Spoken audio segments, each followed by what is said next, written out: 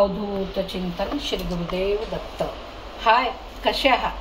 चला, आज ना मी तुम्हाला मसाला भेंडी भाजी बनवून दाखवणार आहे। चला आपण त्याची तयारीला लागूया। तर भेंडी आहे ना, आधी ही अशा पद्धतीने आपल्याला कापून घ्यायची आहे। म्हणजे मध्ये त्याला फक्त अशी एक काप करायचा आहे, कारण आपल्याला त्यात मसाला भरायचा आहे। आणि दुसरं म्हणजे मला हा असा कांदा आपल्याला किसून घ्यावा लागतो, तर मी तो किसून घेतलेला आहे। आता ह्याच्यामध्ये सगळे मसाले आपण घालणार आहोत।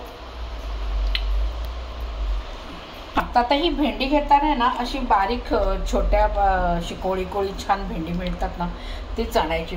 बारीक, फार जाडी मोठी अशी भेंडी आणायची नाही, कारण ती मग खूपच मोठी असतात। आणि ह्याच्यामध्ये मसाला भरला, शिजवायला आपण शिजवली की फार सुंदर दिसायलाही छान दिसतात। तर अशी छोटीशी भेंडी आणायची। आता हा मसाला आपण तयार करतो।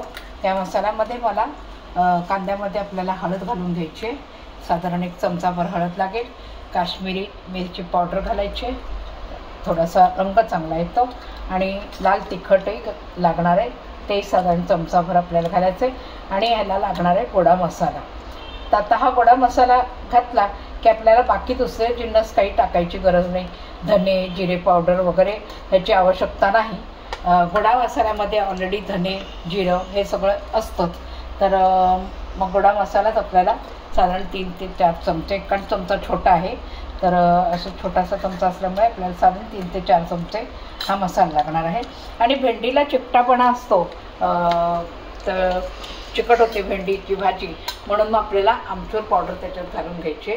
तर साधारण हा अर्धा चमचा आपल्याला आमचूर पावडर लागेल। तर ह्याच्याने काय होईल, भेंडीला चिकटपणा येणार नाही, भाजी चांगली मोकळी भाजी अशी बनेल। आणि थोडंसं चवीपुरेसं आपल्याला लागेल त्याच्यामध्ये टोमॅटो।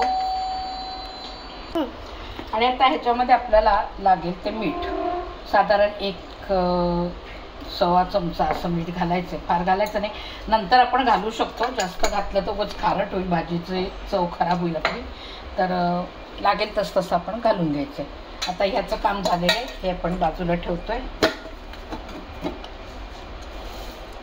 आणि थोडंसं ह्याच्यामध्ये आता बाइंडिंगसाठी आपल्याला डाळीचं पीठही लागणार आहे, तर थोडंसं टाकायचं आहे। कारण कांद्याला ऑलरेडी पाणी सुटतं, त्यामुळे मग काय होतं, फार सरभरीत होतो कांदा तो, म्हणून मग चरचरी असं म्हणजे व्यवस्थित होत नाही बाइंडिंग त्याचं। म्हणून मग थोडंसं आपल्याला डाळीचं पीठ लावलं की तो मसाला छान तयार होतो। आणि मग आपल्याला तो जेव्हा आपण भेंडीमध्ये आपण मसाला भरतो, तर तो व्यवस्थित असा मसाला त्याच्यामध्ये बसून राहील, म्हणून तो व्यवस्थित हे करायचा आहे। आता हा मसाला सगळा आपण कालवून घेणार आहोत। आता याच्यामध्ये समजा लाल तिखट वगैरे आपल्याला अजून लागलं, समजा अगदी झणझणीत हवं आहे, तर तुमचा कांद्याचा किस कसा आहे तिथपर्यंत केवढा तुम्हाला करायचं, त्याप्रमाणे तुम्ही त्याच्यामध्ये तिखट कमी जास्त करू शकता। जास्त तिखट हवं असेल तर तुम्ही जास्त घातलं तिखट तरी चालेल। आणि दुसरं म्हणजे मी गोडा मसाला याच्यामध्ये वापरला आहे। तर इतरही भाज्या म्हणजे इतरही ह्याच्यामध्ये तुम्ही मसाले वापरू शकता, पण मग तो म्हणजे तोच। आता मी गोडा मसाला वापरला म्हटल्यावर बाकी ह्याच्यामध्ये काही घातलं नाही। मग असंच तुम्ही गरम मसालाही घालू शकता, मालवणी मसालाही घालू शकता, आणि किंवा आणखीन कुठला मसाला जर तुम्हाला वापरायचा असेल तर तोही तुम्ही घाटी मसाला घाला। म्हणजे त्या पद्धतीची जो मसाला तुम्ही घाला, तर तशी त्या भाजीला ती चव येते। तर आता मी ह्याच्यामध्ये गोडा मसाला घातला, तर हा मसाला ना आपल्याला हा व्यवस्थित असा भेंड्यांमध्ये भरून घ्यायचा आहे।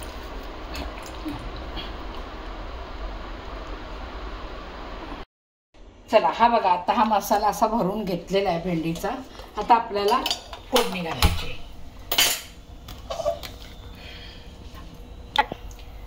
चला, तेल आपलं तापलं, याच्यामध्ये आता मोहरी टाकायची। आणि मोहरी तडतडली की थोडासा हिंग घालायचा आपल्याला।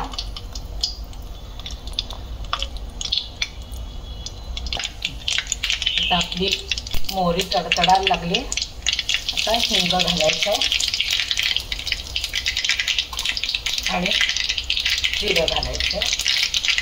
ती भरून ठेवली की आता ह्याच्यामध्ये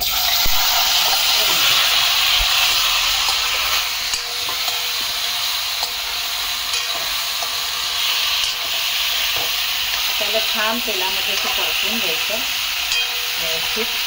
आणि जो हा उरलेला मसाला ना आपण भाजीमध्ये मिक्स करणार आहोत, घालणार आहोत त्याच्यात. आधी भेंडी छान अशी परतून घ्यायची, सगळीकडे त्याला तेल लागलं पाहिजे व्यवस्थित. ती ना मंद आचेवरती गॅस बारीक करून मंद आचेवरतीच आपल्याला शिजवून घ्यायची भाजी. आता हा मसालाही मी घालते.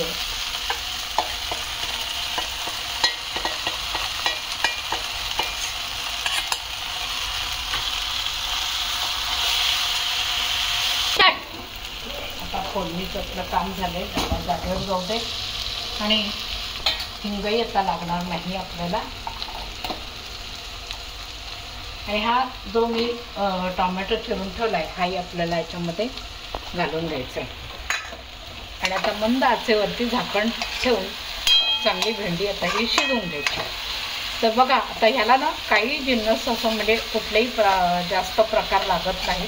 अगदी थोडक्या ह्याच्यातच भाजी फार सुंदर लागते, टेस्टी बनते.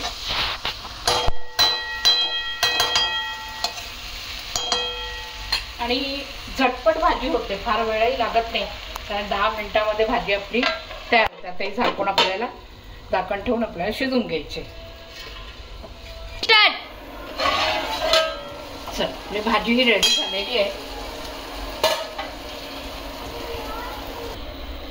चला आपली ही भाजी रेडी झालेली आहे. तर बघा तुम्ही पण माझ्या या पद्धतीने भाजी बनवून खूप सुंदर आणि मस्त टेस्टी लागते अगदी. आणि बघा तुम्हाला आवडली का मला कमेंट बॉक्समध्ये नक्की कळवा. हा ही भाजी तुम्ही अशा पद्धतीने केली का आणि तुम्हाला आवडली का. आणि माझ्या व्हिडिओला लाईक करा, शेअर करा आणि सबस्क्राईब करा. चला पुढच्या व्हिडिओमध्ये आपण भेटूया. बाय.